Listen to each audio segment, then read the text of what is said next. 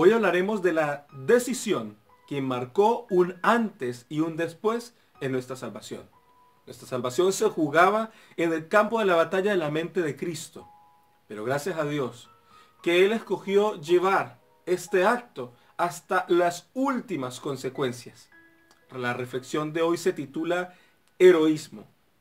He aquí el Cordero de Dios que quita el pecado del mundo. Esto nos dice el Evangelio de Juan, el capítulo 1, en el versículo 29.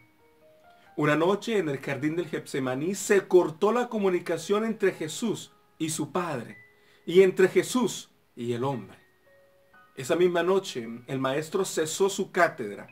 El tiempo de hablar había pasado. Había llegado la hora del Cordero, el tiempo de callar.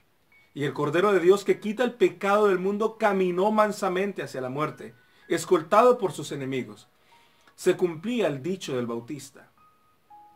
¿Por qué aquel domador de tormentas, espanto de los demonios y saqueador del sepulcro, se entregó a sus enemigos?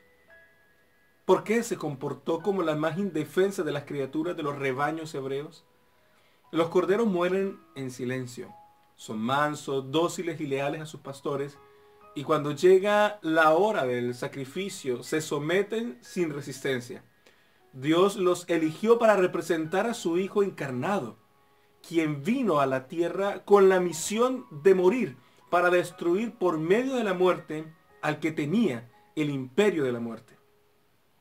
Los corderos para el sacrificio no debían tener defecto, porque representaban al enviado de Dios a morir por el hombre, y él sería sin defecto. Así el Dios y hombre caminó por la tierra sin pecado alguno. El diablo lo acosó sin piedad y un día se jugó su última carta. Lo torturó, lo probó en la cruz, el supremo acusador de los hombres. Vació su arsenal sobre él, la injusticia, la parodia y la crucifixión. Lo torturó, le negó el agua en su agonía. Jesús callaba, como callan los corderos. El profeta había dicho, como cordero fue llevado al matadero. Una palabra en su defensa y nuestra ruina se confirmaba. Hablar en su favor implicaba dejarnos al filo del abismo. Por eso guardó silencio y se hundió en un abismo de insondable soledad, la alienación de su Padre. Él ahí estaba, pero Jesús no lo percibía. Desde el Getsemaní su Padre no le hablaba.